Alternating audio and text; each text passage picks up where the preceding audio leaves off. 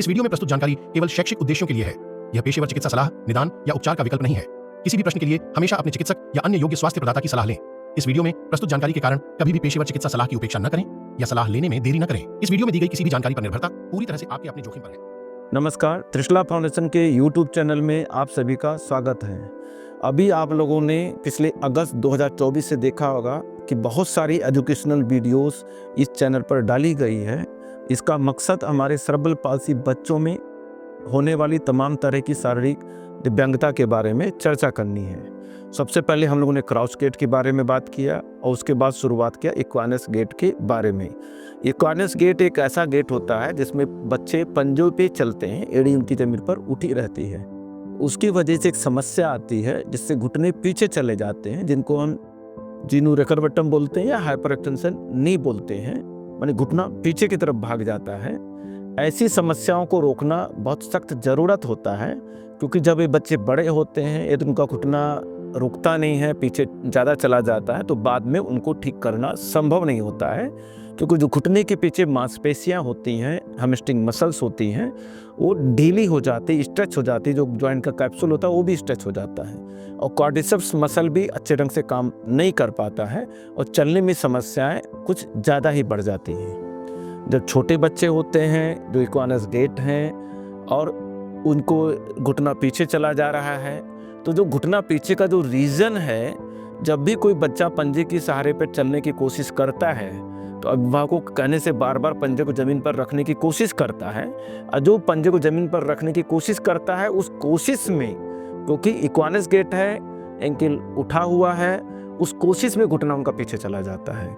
तो शुरुआती दिनों में प्रॉपर एक्सरसाइजेस करके गैस्ट्रोसोलियस मसल की स्ट्रेचिंग प्रॉपर अच्छे ढंग से की जाए, प्रॉपर शूज़ दिया जाए। एयरफोर्स में तमाम मॉडिफिकेशंस होते हैं, जैसे 85 डिग्रीज करते हैं और कभी कभी हील रेज भी करते हैं, तो उससे इन बच्चों का जीनू रेकरवेटम ठीक हो सकता है। केवल उनकी उम्र कम होनी चाहिए।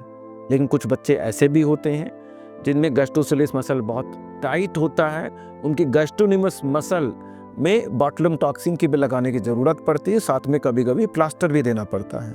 और आजकल हम लोग थेरेपी अच्छे होने की वजह से और जो उसके दुष्परिणाम मिलते हैं बॉटुलिज्म टॉक्सिन के कई बार लगाने के, उसकी वजह से केवल प्लास्टर भी लगाते हैं हम लोग। तो प्लास्टर, कसरत और जूतों के द्वारा यदि हम इक्वानस गेट को करेक्ट कर लेते हैं तो जीनू रेकरवेटम हाइपर एक्सटेंशन नहीं है, वो भी करेक्ट हो जाता है। तो आज इस वीडियो में हम लोग देखेंगे बहुत सारे ऐसे बच्चे हैं जिसमें अधिकतर बच्चों को केवल थेरेपी प्रॉपर ब्रेस के द्वारा ठीक किया गया, कुछ बच्चों को बॉटुलिज्म टॉक्सिन या प्लास्टर देने की ज़रूरत पड़ी। तो चलिए हम लोग देखते हैं इस वीडियो को जिसमें जीनू रेकरवेटम के बारे में बात की गई है।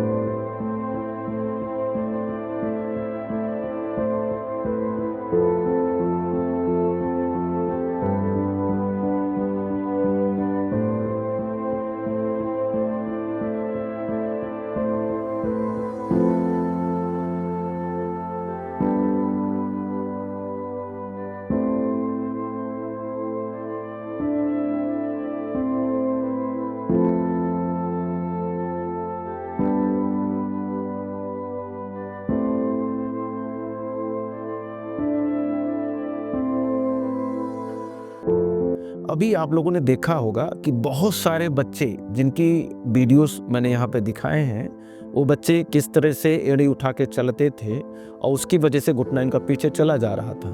लेकिन प्रॉपर एक्सरसाइजेज, प्रॉपर ब्रेसिंग, कुछ बच्चों में बॉटुलिज्म टॉक्सिन या कुछ बच्चों में प्लास्टर भी लगाया गया, उसके पश्चात ये सामान्य होकर के चलने लगे। लेकिन चीज़ें यहीं नहीं खत्म हो जाती है। ऐसे बच्चों को जो थेरेपी होती है लंबे समय तक करना होता है, प्रॉपर फॉलोअप में रहना होता है। लड़कों में 16 साल तक, लड़कियों में 13 साल की उम्र तक बहुत अच्छी कसरत और निरंतर कुछ न कुछ देखते रहने की ज़रूरत पड़ती है, क्योंकि सेरेब्रल पाल्सी एक ऐसी समस्या है, मस्तिष्क में डैमेज तो एक ही बार होता है, लेकिन तो उसके वजह से होने वाली समस्याएं घट बढ़ सकती हैं। और ये सब समस्याओं के बारे में अभिभावकों को पूरी जानकारी होनी जरूरी है। इन्हीं समस्याओं के ऊपर ये यूट्यूब चैनल बनाया गया है, तो सभी अभिभावकों से निवेदन है आप इस यूट्यूब चैनल को सब्सक्राइब करें और जो भी समस्याएं आपके बच्चे में हैं उससे रिलेटेड उसमें आप चेक करेंगे तो आपको उस समस्याओं के बारे में विस्तृत जानकारी इस यूट्यूब चैनल पर अवेलेबल मिलेगी। बहुत बहुत धन्यवाद। सेरेब्रल पाल्सी पर ज्यादा जानकारी के लिए चैनल को सब्सक्राइब करना ना भूलें।